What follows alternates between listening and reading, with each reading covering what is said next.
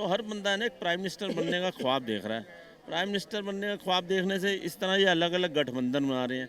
तो बेसिकली ये गठबंधन ये ठग बंधन है। तो अखिलेश यादव की औकात नहीं है कि अपने नेताओं पे एक्शन ले ले, जो दो चार बचे हुए हैं, और वो एक्शन लेने जाएगा मोदी योगी पे। सब जनता के नजर से गिर गया है। अखिलेश यादव जो यूपी को ढंग से चला, यूपी को छोड़ो अपनी पार्टी को ढंग से चला नहीं सकता। सही है। वो चीफ मिनिस्टर कभी नहीं बन सकता। अब जनता ने उसको बिल्कुल नकार दिया वहाँ का।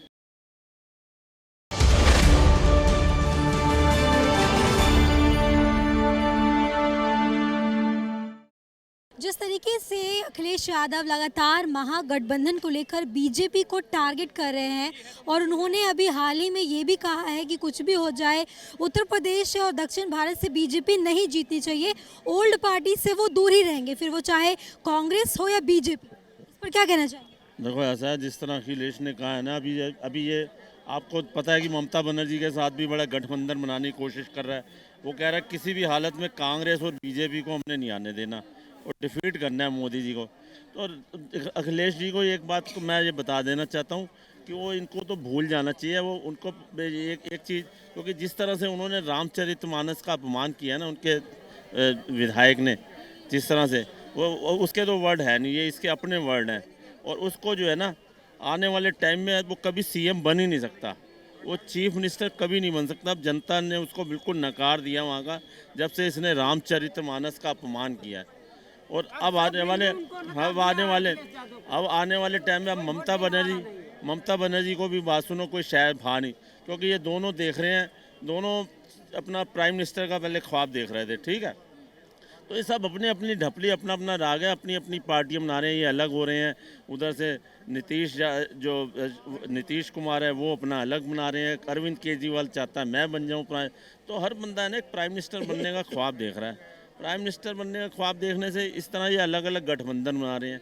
तो बेसिकली ये गठबंधन ये ठग बंधन है और इनको है ना जनता पहले ही नकार चुकी है, ये हताश हो चुके हैं।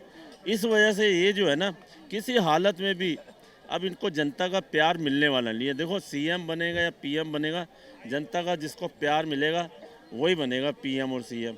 जनता का प्यार आज की डेट में अभी तक तो सिर्फ या तो योगी के साथ है या मोदी के साथ है, अखिलेश यादव या चाय वाले के साथ है या गाय वाले के साथ है। अखिलेश यादव ये भी कह रहे हैं कि कांग्रेस ने जिस तरीके से एजेंसियों का दुरुपयोग किया था वही चीज़ अब भाजपा कर। और उसके कहने से क्या होता है, मतलब चलो एजेंसियों का देखो, एजेंसियाँ इंडिपेंडेंट, उसके पहले हाथ बंधे हुए थे, अब हाथ जो है ना खुल गए हैं, वो अपना खुद कर रहे हैं और इसको तो करना ही नहीं चाहिए। ये तो बात सुनो, पहले तो इसके पिताजी ने देखो, जब आपको पता है जब वहाँ पर गोलियाँ चली थी, जब उसका बाबरी मस्जिद का विध्वंस हुआ था एक बार, तो इसके पिताजी ने गोलियां चलवा दी थी। बताओ, जो कार सेवक थे, हिंदू के कार सेवक। और आज भी कोहिनूर ब्रदर्स वो फेमस कोठारी ब्रदर्स, वो आज भी मतलब उनका गोलियां चलवा दी और उनके ऊपर केस डलवा दिए, मुरली मनोहर जोशी और अडवाणी के ऊपर और ये सब के ऊपर केस चलवा दी। खैर वो बरी हो गए किसी तरह। तो ये इनको तो पहले ही जनता ने नकारा हुआ है। इन्होंने तो अपने पिताजी का भी, मैं बताऊं, इनको पिताजी का भी मान करना नहीं आता।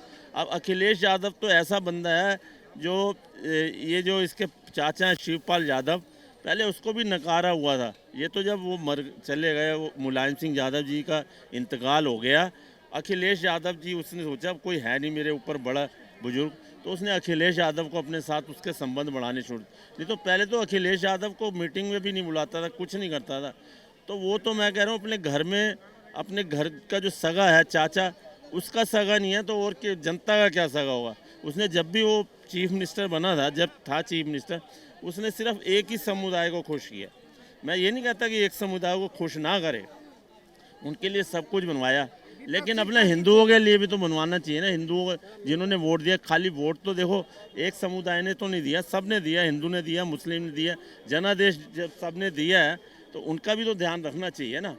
तो ये कहने का मतलब ये है कि ये किसी हालत में अभी नहीं आएगा, ये हताश हो गए हैं। अब चाहे ये ममता बनर्जी के साथ मिल जाए या कुछ इक्वल डिस्टेंस, चाहे वो बीजेपी के साथ रख ले, चाहे वो कांग्रेस के साथ रख ले, लेकिन अब इसको जनता का प्यार मिलने वाला नहीं है इसने, क्योंकि रामचरितमानस का जो अपमान किया है ना, वो मतलब जनता का भी विरोधी है और देश का भी विरोधी है। विपक्षी पार्टियां 20% के लिए लड़ती है। कैसे? 20% कौन है? 20% हिंदू मुसलमान, मैं हिंदू हूँ, मैं मुसलमान हूँ। 20% में 22 पार्टियां हैं विपक्षी। 22 पार्टियां को 1% भी नहीं मिल रहा है। कैसे प्रधानमंत्री बनेगा ये लोग? ये बहरूपिया है। लोकसभा चुनाव की पूरी रणनीति तैयार कर ली है। क्या लग रहा है आगामी चुनाव में असर दिखा पाएगी महागठबंधन करके? कुछ नहीं कर पाएगी। ये नीतीश कुमार क्या है? जीना का भी बाप है नीतीश। नहीं, अखिलेश यादव भी वही हाल है। हिंदुओं पर जो गोली चलवा दी ना, वो उसके चलते इनका भी अब सब जनता के नजर से गिर गया है। अच्छा, आपसे जानना चाहेंगे, अखिलेश यादव कह रहे हैं कि कांग्रेस खुद को बिग बॉस ना समझे, तो इस पर क्या कहना चाहेंगे? कांग्रेस को बोल रहा है ना, तो उसको पता चल गया। वो कांग्रेस को बोल रहा है बिग बॉस मत बनो, बिग बॉस मोदी जी है। तो वो कांग्रेस को यही बोला कि ये खुद को बिग बॉस ना समझे। साथ ही ये चीज भी कह रहे हैं, ममता बनर्जी को महागठबंधन की सरकार बनाते हुए कह रहे हैं कि इस बार बीजेपी को उत्तर प्रदेश और दक्षिण भारत दोनों जगह से हराना है। पहले तो ये है कि दक्षिण भारत में अपना अस्तित्व बनाए। उत्तर भारत की बात करते हैं, उत्तर प्रदेश की बात करते हैं, वहाँ तो अपना अस्तित्व खोते जा रहे हैं और बात दक्षिण भारत की कर रहे हैं। ये कौन सी बात है? हाँ, एक हाथ में चम्मच नहीं है, दूसरे हाथ से निवाला खाने की कोशिश कर रहे हैं। ये कौन सी बात हुई भाई? तुम उत्तर प्रदेश में अपना अस्तित्व बचाने की कगार पे आए हो, अस्तित्व तुमसे रह नहीं पा रहा, और तुम बात कर रहे हो दक्षिण भारत की। वो दक्षिण भारत है, वहाँ के लोग बहुत पढ़े लिखे हैं, उन लोग को पता है तुम कैसी हरकतें करते हो। यहाँ की पब्लिक को थोड़ा लेट समझ में आया। हकीकत तो ये है। और अखिलेश यादव कौन सा नेता? वो नेता है। अगर वो मुलायम सिंह जी के बेटे नहीं होते तो अखिलेश यादव है कौन? वैल्यू क्या है उसकी? वो तो कह रहे हैं कि बीजेपी के राज में सिर्फ बेरोजगारी ही बढ़ी है। बात तो देखो उन्होंने सही बोली, बेरोजगारी तो बहुत बड़ी है। बहुत विपक्षी नेता बेरोजगार हुए हैं। उनके नेता सब, यूपी में तो उन्हीं के नेता सारे बेरोजगार हुए हैं, क्योंकि बीजेपी के नेता जीत रहे हैं तो उनके नेता तो बेरोजगार हो ही रहे हैं ना। कांग्रेस से राहुल गांधी बेरोजगार हो रहे हैं, कांग्रेस के नेता बेरोजगार हो रहे हैं। बेरोजगारी खूब हुई है, लेकिन सारे भ्रष्टाचारियों की बेरोजगारी हुई है। अब भ्रष्टाचारियों की बेरोजगारी होगी तो होगी। वो बेरोजगारी मोदी ने थोड़ी दी है, वो बेरोजगारी तो भारत की जनता ने दी है, और वो बेरोजगारी तो होनी अच्छी है। और बेरोजगारी हुई है अभी तो उनको रोजगार दिया जाएगा। जब उन्होंने जो भ्रष्टाचार किया है उन पे जब नकेल लगाई जाएगी तो उनको जेल में डाला जाएगा, फिर जेल में उनसे काम कराया जाएगा तो उनको रोजगार भी मिलेगा। सीबीआई जो है ईडी और आईटी का इस्तेमाल अपने हिसाब से कर रही है।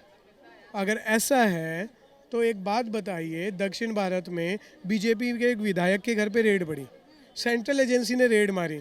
अगर बीजेपी गलत इस्तेमाल करिए तो क्या अपने नेता के वहाँ रेड मरवा देगी? पॉसिबल है? नहीं है ना पॉसिबल। अब उनको बोलने को मुद्दा चाहिए। इस्तेमाल किसने किया पूरी दुनिया जानती है। जब बाबरी विध्वंस हुआ था, कार सेवकों पे गोलियां किसने चलवाई? अगर मुलायम सिंह यादव का ऑर्डर नहीं होता तो वो पुलिस वाले क्या गोलियां चला देते इतने लोगों पे? कोई नहीं चलाता मैडम। वो आतंकवादी थोड़ी थे। वो आतंकवादी थे क्या? नहीं, वो श्री राम के नाम के लिए आए थे। और आपने क्या किया उनके साथ? और ये बात कौन बोल रहा है? जो खुद माफिया पालता है। अतीक अहमद कौन सी पार्टी से था? सारे जितने भी माफिया थे उन्होंने माफियाओं को नेता बना दिया, और आज वो क्या कर रहे हैं? रामचरितमानस का अपमान उनकी पार्टी के नेता करते हैं। और अगर इतना ही गलत हो रहा है तो क्यों स्वामी प्रसाद मौर्य, जो जिसने रामचरितमानस की बेइज्जती की, वही अभी कुछ दिन पहले क्या बोलता है ऑन कैमरा आके न्यूज़ में कि योगी सरकार जो ये बुलडोजर की कार्रवाई कर रही है ये एकदम सही कर रही है। तो भाई वो अखिलेश यादव के बाद उस पार्टी का सबसे बड़ा नेता है आज की डेट में। तो अखिलेश यादव की औकात नहीं है कि अपने नेताओं पे एक्शन ले ले, जो 2-4 बचे हुए हैं, और वो एक्शन लेने जाएगा मोदी योगी पे। मैडम, उनको क्या हो रहा है? वो है भांग के नशे में।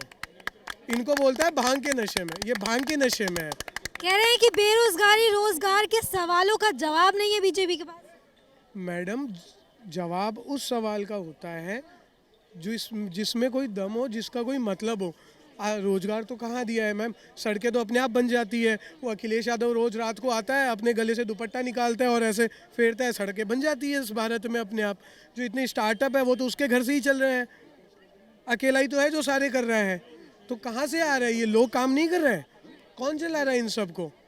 रोजगार की क्या कमी है? इनकी सबसे बड़ी दिक्कत ये है कि ये लोग केवल और केवल जनता को भ्रमित करना चाहते हैं। हकीकत तो ये है, इन्होंने जिंदगी में भ्रमित किया, जनता ने उनका साथ दिया। अब जनता की आंखें खुल गई है तो ये फिर भी कोशिश कर रहे हैं कि कुछ ना कुछ करें, लेकिन इनसे हो नहीं पा रहा है। आप थोड़ा समय रुको, इनकी जो ये लाल टोपी है ना, ये उसको भी भगवा करके घूमेंगे। आप कुछ दिन रुको, ये भगवा करके भी घूमेंगे और शायद 2024 पहले घूम लेंगे। क्या लग रहा है कि जिस तरीके से वो महागठबंधन की सरकार तैयार कर रहे हैं तो वो सफल रहेगी या नहीं? सुनिए, महागठबंधन की सरकार नहीं, आप महागठबंधन की बात करो। सरकार तो बनने से रही महागठबंधन की, तो सरकार वर्ड नहीं आएगा। महागठबंधन वो जो बनाना चाह रहे हैं, कौन बनेगा पीएम? अखिलेश यादव, राहुल गांधी, महागठबंधन की बात है, ममता बनर्जी, नीतीश कुमार, कौन बनेगा? अखिलेश यादव जो यूपी को ढंग से यूपी को छोड़ो, अपनी पार्टी को ढंग से चला नहीं सकता। राहुल गांधी जब मुंह खोलता है तो उल्टियाँ करता है। तो कह रहे हैं मैनपुरी में बीजेपी इसीलिए हारी क्योंकि उनके पास बेरोजगारी के सवालों का जवाब नहीं था। मतलब कि पूरे भारत की बेरोजगारी केवल मैनपुरी में और कहीं नहीं है। उनके कहने का मतलब ये है, पूरे भारत में बीजेपी जीत रही है, केवल मैनपुरी में हारी, यानी कि पूरी बेरोजगारी मैनपुरी में। मैनपुरी का विधायक किस पार्टी का है मैडम? किस पार्टी का है? सपा का। तो बेरोजगारी सपा के लोगों ने, सपा के विधायक ने दी है या बीजेपी के विधायक ने? आप ये बताइए। बेरोजगारी तो वही दे रहा है ना, फिर पूरी यूपी में क्यों नहीं जीता? बुलडोजर चल रहा है तो बुलडोजर के अपने आप चलता है, रोजगार नहीं है मैडम उसमें। रोजगार तो बुलडोजर चलाने तक में है, बुलडोजर बनाने तक में है। अच्छा, आप इनकी बात से कितना सही है, ये भी सही कह रहे हैं। हर कोई पार्टी काम कर रही है, बस पार्टी काम करनी चाहिए, लेकिन रिलीजन को बीच में नहीं लाना चाहिए। अगर रिलीजन बीच में आता है तो देश तरक्की नहीं करेगा। India is one of the largest population in the world, but we are lacking behind in these topics like religion, religious things. We are taking religious things in between.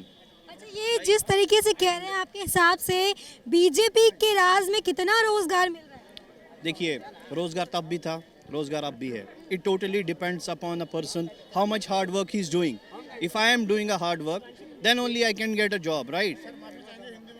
देखिए, अगर मुझ में काबिलियत है, देखिए अगर मुझ में काबिलियत है, मुझे रोजगार मिलेगा। अगर मैं कोई मेहनत नहीं करूँगा, कोई पढ़ूंगा नहीं, मेहनत नहीं करूँगा, तो मुझे रोज़गार कहाँ से मिलेगा? आप ये बताइए।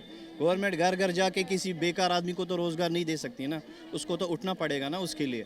तो रोज़गार जैसे मुद्दे ठीक है, महंगाई भी है, देखो हर किसी सरकार में महंगाई थी, अब अभी ज़्यादा मुद्दा महंगाई का है तो सरकार इस पर भी काम करेगी। बट मैं फिर से कहता हूँ, हर किसी पार्टी में कमी है, कोई पार्टी कंप्लीट नहीं होती है। लेकिन अभी जितना मुझे सजेस्ट करना चाहता हूँ, मैं अभी सजेस्ट मैं ये करना चाहता हूँ कि पॉलिटिक्स को रिलीजन से दूर रखो। जो ये रिलीजियस आप इसमें लाओगे तो इससे क्या होगा, इससे पूरे देश का भाईचारा ख़त्म हो जाएगा, और उस भाईचारे की वजह से जो हमारी इकोनॉमी है उस पर असर पड़ेगा। जब इकोनॉमी में असर पड़ेगा तो ऑब्वियसली जो हमारा रोज़गार है वो नहीं होगा।